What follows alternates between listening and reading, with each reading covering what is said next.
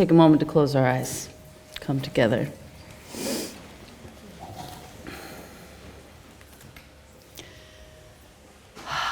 If anyone standing in the back would like to come up and sit on the stage, you're more than welcome.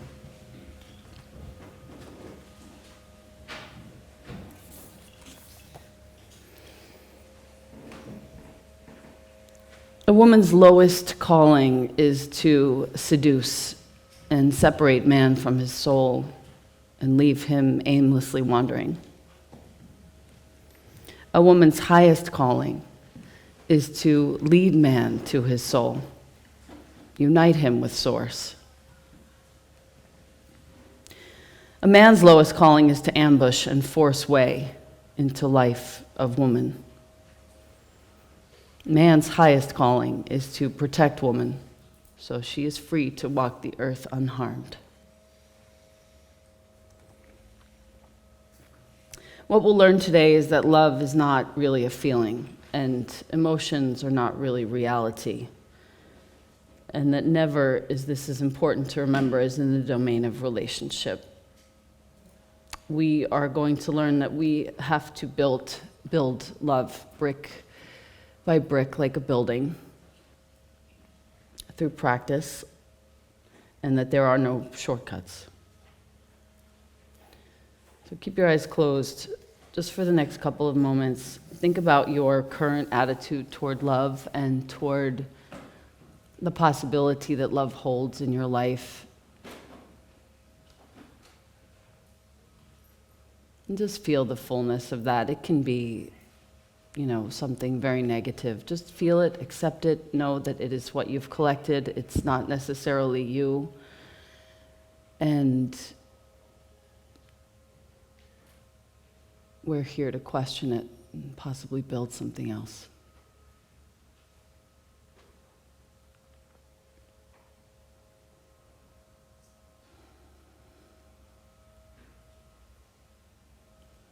And so with gratitude, go ahead and open your eyes.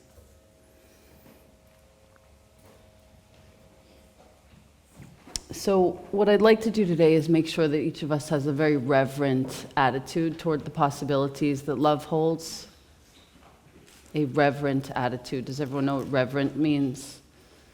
Respectful on the deepest levels. Okay. What a lot of us don't realize is that we're going into love relationships without respect.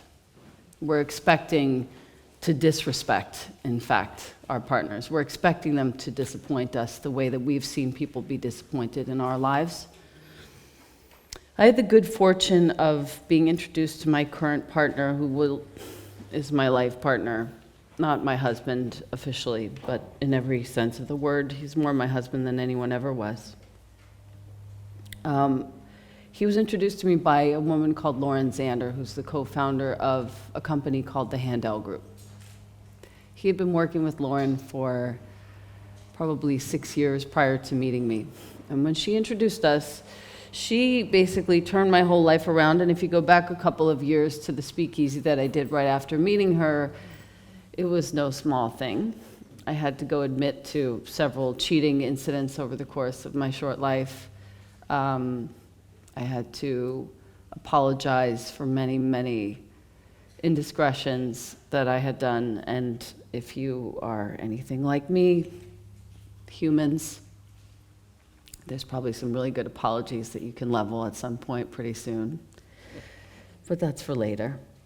Lauren introduced us, and after apologizing and cleaning up some of the messes that I had made over the course of the previous 20 years of my life, she's been the person who, on the inside, is standing for my relationship with Bentley in a way that we need, in a way that most of us need. If you're in a relationship right now, raise your hand. So it's most of us, probably 85%. She put us into a crucible, knowing that we are exactly the mirrors for each other. And she stands for this relationship in a way that has saved the relationship on probably 5 occasions over 3 years. And now he was meant to actually be sitting here with me, but he is home with his son who's leaving for a month. And even in the supposed to be here, supposed to be here, supposed to be here, sorry I can't make it. In me, there is such a different response now because of Lauren's work on us. That would have been a big effing disaster.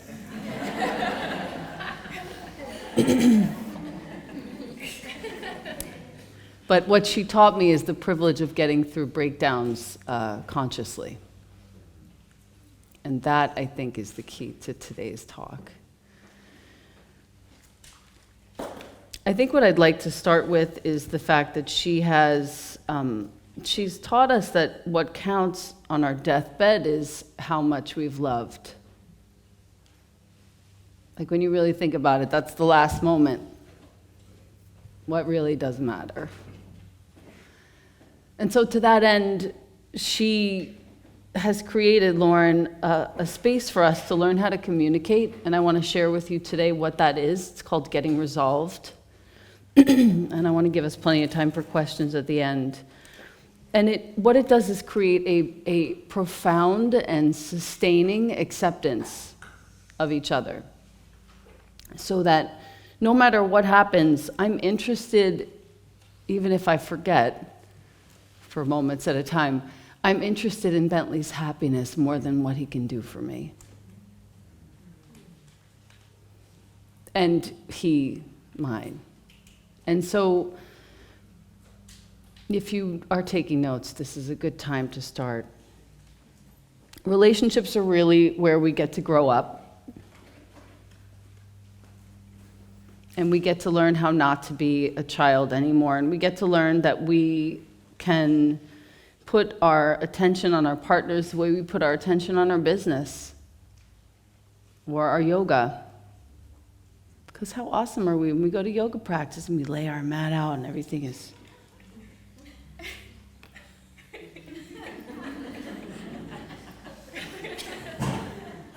And then we get home and what happens?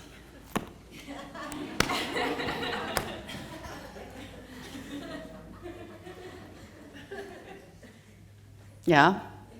Yeah. And so to avoid the lowest state, that polarization and separation that I spoke about in the very first quote, that was a Cherokee proverb, by the way. Thank you, Ali Bogard, for that. We get to cultivate respect. We get to write dreams together. We get to align our hearts together in very specific and sometimes written ways. And I'll go over that in just a moment. We'll start like this. The key to genuine intimacy.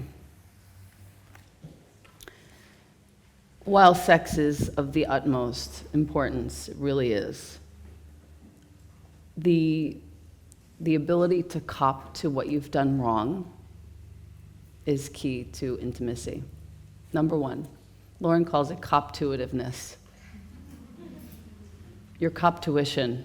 How's your cop-tuition today?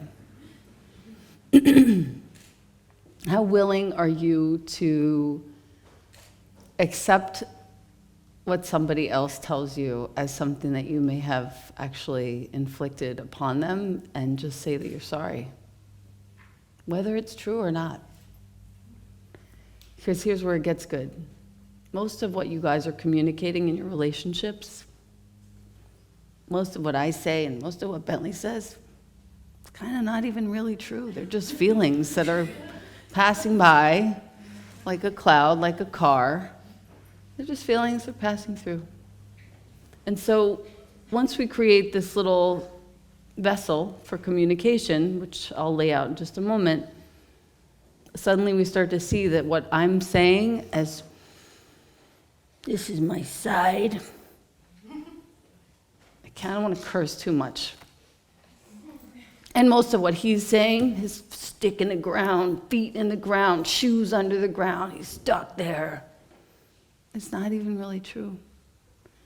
So what we do in Getting Resolved is we create a container for peace. The first person that goes is the person who has more to say, the person who's the most mad. The person who's the most kind of conflicted in the moment. You go first. Okay. I'm going to go first today. I wish Bentley were here right now. He would be so funny. He would be making us laugh so much. I feel like you didn't hear me when I said this last night. I feel like you actually haven't heard me for 2 weeks. And right now, I feel like I don't want to stay here anymore, and I feel like I want to move all my shit out. I want to take the kid, and I'm going to go. That's how I feel right now. And he gets to look at me and say, I get that. I get that you're feeling right now like you want to go, and I get that you're feeling like I haven't heard you today, and I get that you're feeling like I haven't heard you in 2 freaking weeks. I get it. Do you feel like I got you? And I get to say, no, you know what? There's more. And there'll be more sometimes, and sometimes there won't be. And sometimes I'll say, you know what? Yes, I feel like you got me. You got me. I feel gotten. Okay, now you go. And then he gets to go, and he gets to say all his shit. I feel like sex could be better, and hasn't been as much fun lately. Whereas, had we not had this container that Lauren has taught us to set up, which I'll delineate very well in just a moment, him saying this would be devastating to me. It would be it would just shake my whole character. And now I know that it's actually just what's crossing his path right now. And it's not really true. So I get to say, hey, so I get that sex hasn't been that much fun lately, and I get that you're feeling like nothing's been fun lately, and I get that this is how you're feeling. I really get it. I really get it. And he gets to say, okay, you know what, there's another thing. And I have to sit there and for probably the first year of doing this getting resolved process, I couldn't sit still. All I wanted to do was cry, or worse, my punishment on the planet when I'm feeling punished is I just want to hit myself, which is probably the craziest thing ever. But now I sit there and I just listen. And I wait until I feel like I've heard everything, and he feels like he's said everything, and I get to tell him that I got all of these details that he said. And in that space, right after I've been gotten and he's been gotten, what do we have left? Most of the time we just start laughing. And most of the time we end up having great sex. Right after that, because there's nothing left. There's nothing left in this space. So that's our cop-to-itiveness, your ability, as Lauren says, to get called on your shit and own it ASAP. And say you're sorry. And number 2, accept the apology. Because there's been a really long time where I'll apologize for the stuff that I've done that I know I shouldn't be doing, and I know exactly what part of me it is. And I'll say I'm sorry, and Bentley will be like, well, I don't know, I don't believe you. And it'll take like an hour until he believes me, and I have to walk away and go do something else, and that's not my nature. My nature is I want to solve it now. Fix it. Now. 5 minutes ago. We are creating the context for a successful relationship with this. So the rules are this. The first person who goes, they get to say everything that's on their mind. Listen carefully, and you may even want to take notes when they're going.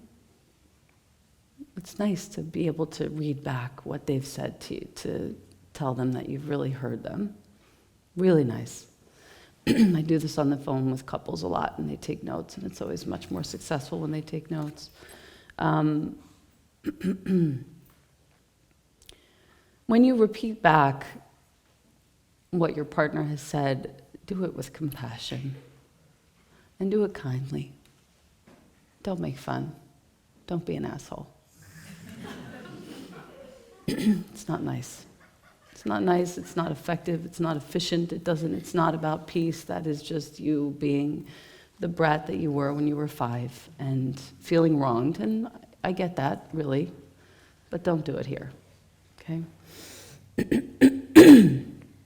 Pardon.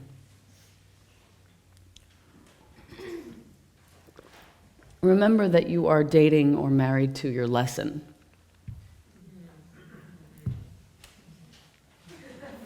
So, how do I get less angry on the planet? I get to look at my anger every day in Bentley. Because that guy can rage on the road like no other. And he doesn't even have to really say anything or move. He just goes like this. He'll just look at the person in the other car. And I have this feeling in my body when I see him do it, because that's my anger, that's my lesson, that's my mirror, that's my work. It just doesn't come out like that. It comes out with my kid when nobody's looking. Worse. Much worse. Not so much anymore. I've gotten 2 full weeks of being grade number 10. Proud of that. Going back a little bit to accept the apologies and really believe in the apology is the key to keeping your romance alive. When your partner apologizes for something that they've done and you really do accept the apology, you really do take it in and wrap your arms around them and love them for it and thank them for it. That will keep the romance alive for a really long time. It keeps the mystery alive. It keeps the feeling of connectedness alive when you can be apologized to and when you can be believing in the apology. Is everyone really getting this? Because a lot of times I don't even believe it when he's saying he's sorry. I think he's just doing it to just smooth over the moment. Do you feel this? This is a big deal because we can't roll over that moment, even if we think we can endure it and just, it's fine. You can't. In that moment, if you roll over it, it's a snowball just waiting to build. And you don't even know, but all of a sudden there's a snowball coming down the mountain, landing in your house. And it's all those little moments. I want to make sure that that's super clear. There can't be any secrets. There can't be any secrets. If there are any secrets, I swear to you, it's better to tell them. I swear to you, it's better to tell them. I know that you think that that's not true. There are ways to tell them and ways to do it so that it isn't about your healing. It really is about the healing of the planet, not just you feeling better about things. Anyone want to dispute me on that right now? When is a secret not a good idea to tell?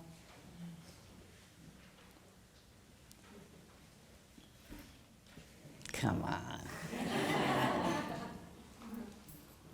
Okay. Proud of you.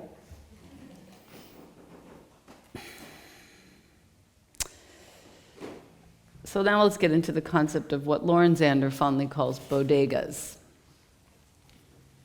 Bodegas is a very funny term for what you do well, and what I do well, I do well. That's my bodega. That's your bodega. You're in charge of that bodega, and I'm in charge of this bodega. You're in charge of putting gas in the car. I'm in charge of the laundry. That's my bodega. Don't mess with my bodega. I'm the boss of my bodega. Bentley's the boss of the cars. Bentley's the boss of the other things. That's his bodega, okay? You have to trust the boss to do their job when it comes to the matters in your household. Got it? If you put somebody in charge of a bodega and then you go in there and treat them like some kind of an asshole and like they're not the boss, what happens? Keep the boss and treat the boss like your boss, not like some, I don't want to say it again.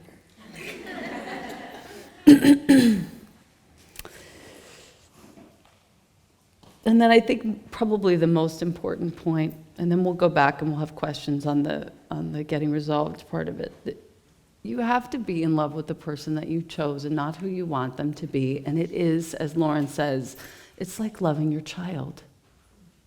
You don't have no choice. That's your person.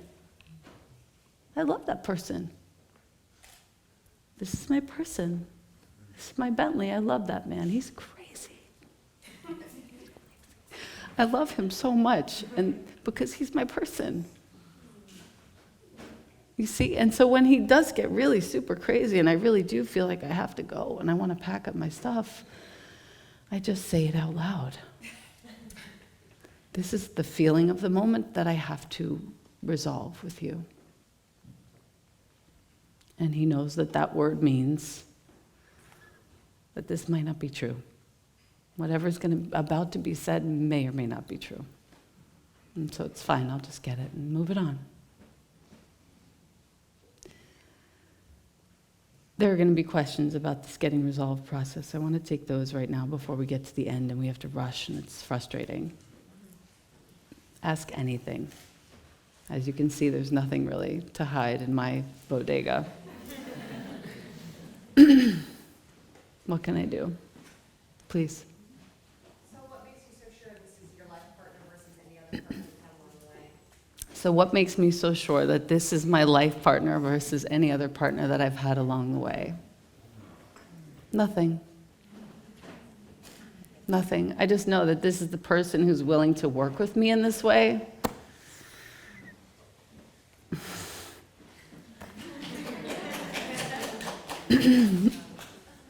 And he was in the work first. And I'm not saying that the handout coaching is the only coaching that you can do, but Lord, it works.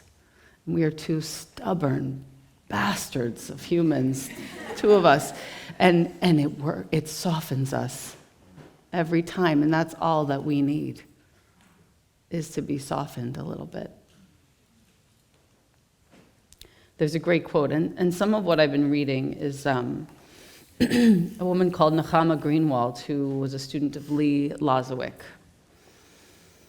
And anything that he's written on partnership, I would read. There's a book called Conscious Parenting that I would read if you're a parent. But she said, based on his teachings, that love thrives in the sanctuary of acceptance. And what this process of getting resolved does is it leads us in a very particular, precise, and daily way toward accepting what our partner is going through. Sentence by sentence. You guys see that?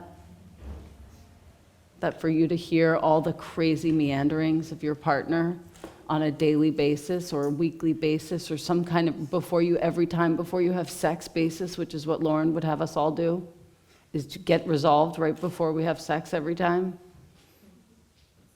Most of the time we remember. But if we can do that on a regular basis, we are literally learning how to accept the meanderings of the other's mind all the time, again and again. And that, weirdly, keeps romance alive, weirdly, because it takes all of the static out of the space. And listen, guys, if your partner is not here and you're like, okay, well, my partner doesn't want to do any of this shit, and I don't know. I don't know how to get him to listen. I don't know how to get her to get on board with me. All you have to do is do the work yourself and be the example. And so even if your partner does not want to do this getting resolved business, you just keep apologizing when you see that you've done something wrong. And you look them in the eyes and you say, I am so sorry, I'm really getting that this is how I'm being. I'm being just like my mom or dad or whomever you've identified and that they can identify with, and I'm really, really freaking sorry. Again. Just tell me when you want to be near me again and I'll be there. You just keep holding the space for the closeness and the softening, and it will come. I have a great example of that in my own life with my son's dad, who, had only known me to be a nut house, basically. A volatile, sometimes awesome, and sometimes a total nut house. And it took him a year of seeing me in this work and apologizing when I veered off, to say, okay, who has done this to you? Who taught you this? Who's on you? And now he's working with her. So you don't have to force it. You can explain what this process is like, but you don't have to force it. Just keep yourself in it. Keep yourself softening and apologizing all the time. Other questions? Yes? Terrified to tell the truth? She might. But it's better than this tension in your tissues, isn't it? Right now there's tension in your tissues. Right now your body is suffering. Your cells are suffering. There's a secret. The secret owns us. What I hide, it owns me. So if you tell it, and you tell it in this way like, fuck, I'm so scared to tell you this thing, but I know that I will actually get cancer if I don't tell you.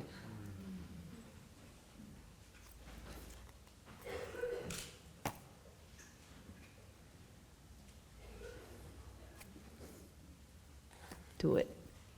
Do it. Makes the world a better place. No matter how big or small it is. No matter how much shame is involved. You want genuine intimacy? That's how. That's genuine intimacy, you guys. Tell the truth.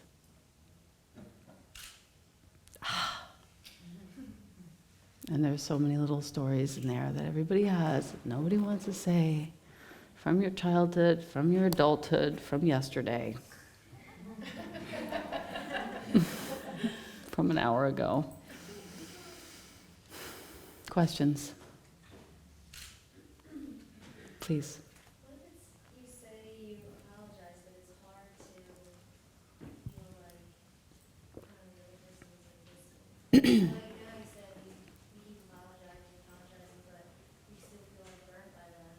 How do you get past that? Well, there's not one answer, but there really is a period of time that you can set. And you can say to this person, okay, so I want this, I want peace, and I want this intimacy, and I want love more than a fish needs water. And I'm going to take the next 3 months to be the best. I'm going to give this job my everything like I would to a job. And if at the end of 3 months we look at each other, we sit down and we honestly look at each other like two sane humans and we say, okay, this looks great now. Let's do this now. Or at the end of 3 months, it's just like, you know what? We tried. We really tried. And we really went for it. And it was really the best that we could have done. And we really believe that? Cool. We call it. We're friends. We're beautiful. We're elegant. We do it nicely. And it's okay. It's really okay. So you can set that time frame for yourself. Don't do it in fucking secret. Tell the person. I know it all. Tell them that this is what you're doing, and tell them in a way that's not a big, but it's really just, this is what we're gonna do. I want love in my life. I want love in my life of the highest sort. So this is what I'm going to do. I'm going to do this job for 3 months. Like it's my only job. I'm making $250,000 a year doing it, $1 million a year doing it. I'm going to do it so freaking well. It's going to be sick. Let's see if this is the right job for you and me. What else? Tanisha. Please, Lisa. What if the blockage is yourself blocking you from love? What if the blockage is yourself blocking you from love? That's very good news. No, that's the best news ever, because that we can work on. That we can work on. That's, you go through your 18 areas and write down a dream for your 18 areas, your sex life, your romantic life, your community, your family, your personal space, your house, your health, your body, your relationship to money, your relationship to time. Go through all those and write a vision for all of those, and then we have what to work on. Tell me why you don't have a 10, an 8, a 7 in each one, and then we have what to work on. It's fine. But that's easy. That's where the coaching really does come in handy. That's where you sit down. This is one life, you guys. One life this go round. Can you sit down for 5 fucking hours and do your homework and write down your 18 areas? I think so. I think so. I think it's worth it if the blockage is you, you know? Yeah. It's me. I know that it's me. I know that in my relationship, it's me. For sure, it's me. Because the minute I'm great, and but this goes with my kid, this goes with my man, this goes with my parents, my sister, the minute I'm great, guess what happens? It's fucking great. It's great. Yep. Yeah, how many of you are single? Not too many. How many of you are in a relationship but probably should be single? I've been there. It happens. All right, any questions on the bodegas part of it? Is everybody ready to really trust the boss to do their job? Really ready to lay out who's got what bodega? Question. I guess what you're basically saying is if you really love somebody, they're always right. No. It's like, no, but if somebody says to you, like, you did this. I'm not in charge of what they're right about or wrong about. I'm in charge of me. So if somebody says you know, I feel this way. Yes. When you acknowledge, Yes? you're not arguing with them, right? You're saying, okay. No. Here's what we're doing, guys. We're learning how to respect each other by acknowledging the feelings that are passing through our partner, no matter what the fucking feelings are. I am cursing a lot, I'm so sorry. No matter what the feelings are, we are acknowledging those feelings as true for that person in that moment, and that has to be okay. It's not that he's always right or I'm always right. I'm pretty much never right. But that is the feeling that's passing through my body right now. I really do feel like I want to check out of the relationship. I really do have to say it. Otherwise, that feeling gets real big and starts to really ruin things. So in the acknowledgement, it's just, I get that this is how you're feeling in this moment. Do you feel like I got you? And he gets to say yes. And then we get to do mine, and then I get to feel gotten, and then in that moment we both feel gotten, and we're both just like, I love you. I really love you. And there's nothing left. There was a question right near you, though. Yes? How do you know when they're telling you what you're feeling in that moment, right? It may be true or may not be true. Mm-hmm. How do you know how to, like, you really want to hear them, and, like, let's say it's something that I'm doing wrong, and I need to change my behavior. How do I know if that's really how he's feeling in that moment, or if it's just his craziness coming through, and if I really need to change my behavior or not? You know what I mean? Like, My love, it doesn't matter. It doesn't matter. It's just what's happening. You see? It doesn't matter if it's, like, who are you to decide if it's his craziness or if it's really his feeling? right, but so do I change the behavior? Like, if I'm really listening to him and trying to be who he needs me to be. Yes. If I change the behavior, but then that's not really the behavior. Did you know? I don't know if I'm saying it right. I get it. I get it. So he's indicated that something about you is giving him pause. Give me an example. Sex, not enough sex. Well, for boys, we're never giving them enough sex.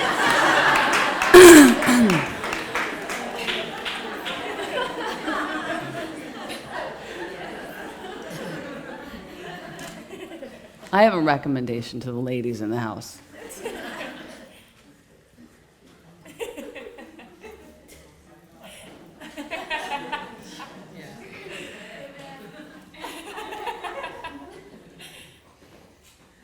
Every day. I'm not saying sex every day. Let me just hold off on that for a second. You guys get to design how many times a week you do have sex, though. So he gets to clear that you're not giving him enough sex. You get to say, you know what, I get that you're not getting enough sex. I get that that's how you feel. He gets to be gotten.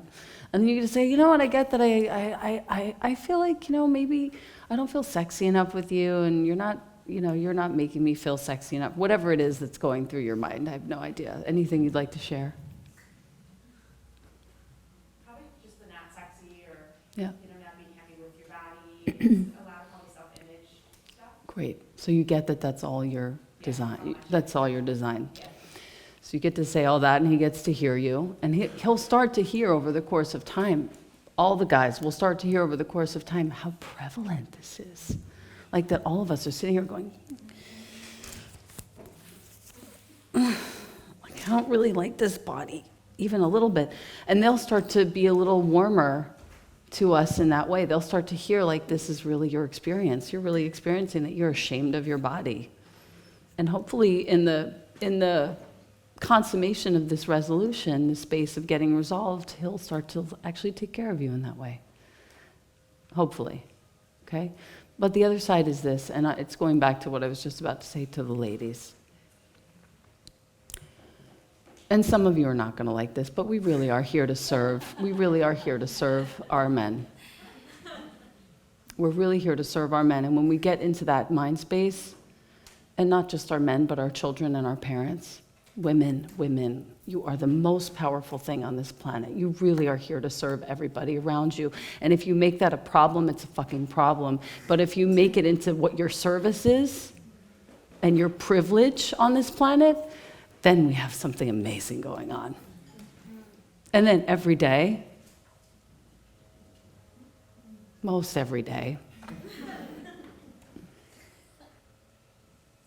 can anybody just surmise what I'm thinking right now? It's not, I get what you're saying. It's not every day. It's not every day, but I get it. But it's, she has 2 kids, I really understand. It's a matter of about 15 minutes earlier in the morning waking up. I can do that. I can do 15 minutes early in the morning. So that my man has a great day.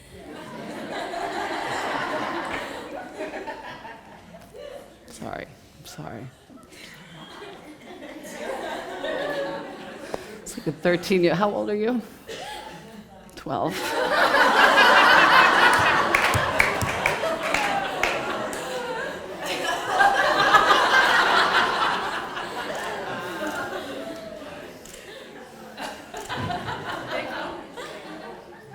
Will you promise me you'll email me in like 6 years? We'll go over it then.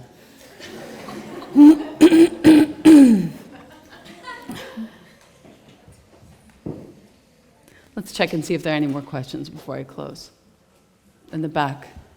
What if you just know that your karmic contract is done with this person? When do you know that your karmic contract is done with this person? Yep.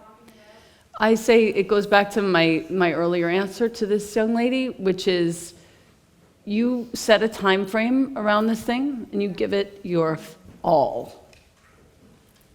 You give it your all for that period of time. You really do. Remember when you first met, guys? The blush of first love, everything feels sacred.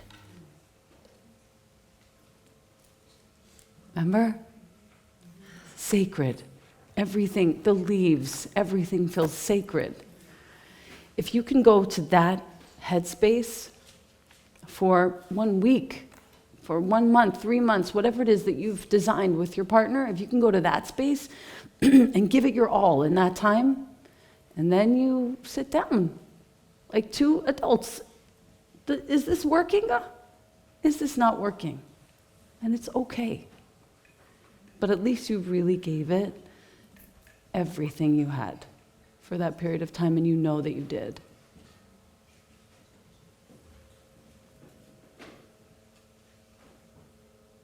Okay, I want to go reviewing.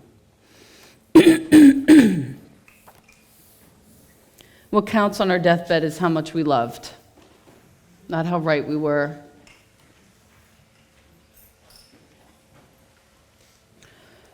What counts on our deathbed is how much we were able to receive love.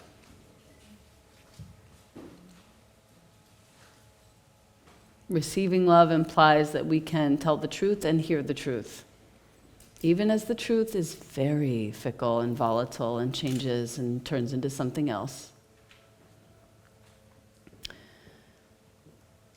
Our ability to be interested in the other person's happiness rather than being right or what they can do for us is paramount to everything else. Are you interested in their happiness right now? And not just being right or what they can do for you. Okay? Remember that relationships are really where we get to grow up and we get to learn how to pay attention to another person just as we would our job or our business or our yoga or anything that we care deeply about. Can you make that your practice? And can you realize that the umbrella over all of this is just cultivating respect in a way that you've never known? Like real respect veering on to reverence for this other person and for the connection that you share. The key to genuine intimacy is your cop-to-ativeness, how capable you are of copping to what you do and what you've done and saying you're sorry and believing the other person's apologies.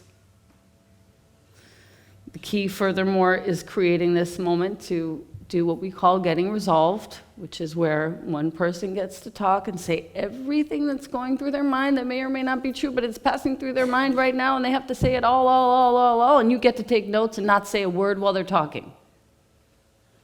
Not one word. And take notes, because then when they're done and they've really gotten to the end, you get to say, okay, I hear that you have 1, 2, 3, 4. I hear that there's not anything, whatever they've said, it could be the thing that hurts you the most. You get to just say that you've heard them and that's how they're feeling in the moment. Until they feel gotten, do you feel like I've gotten you now? No, there's another thing. And then you get to give that back to them. And do you feel like I've gotten you now? Yes. And the other person gets to go. Is everyone absolutely clear on that process? No questions left on that process. Yes? What's that process called? Getting resolved. Not that sexy.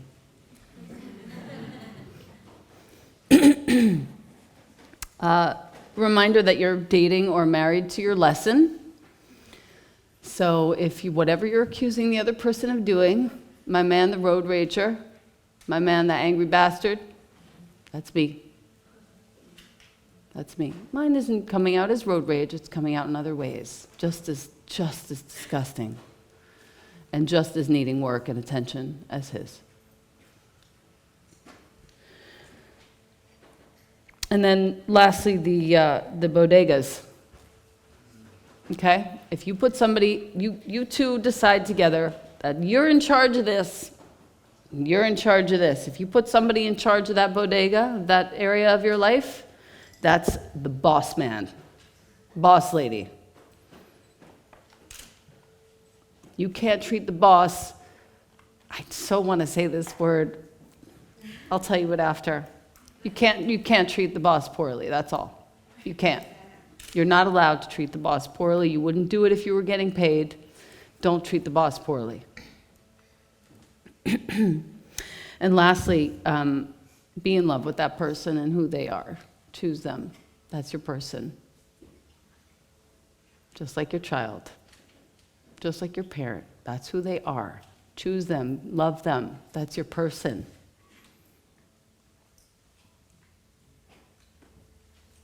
That's your person.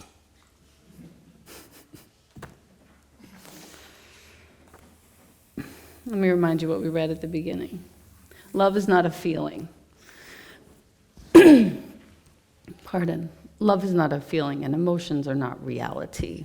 And never is this as important to remember as in the domain of relationship.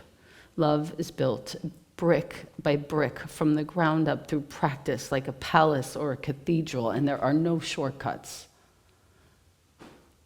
Every day.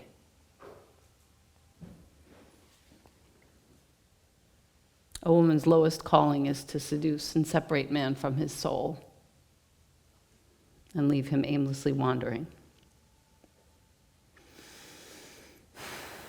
A woman's highest calling is to lead man to his soul so as to unite him with Source. A man's lowest calling is to ambush and force way into life of woman. And a man's highest calling is to protect woman so she is free to walk the earth unharmed.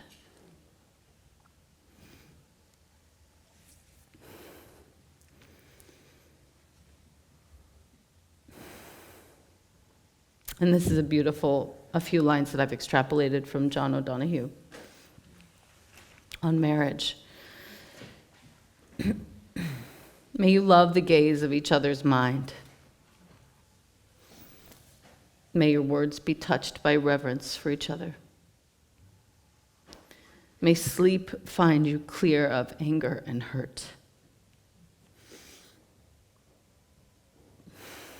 And may love bring you home to each other.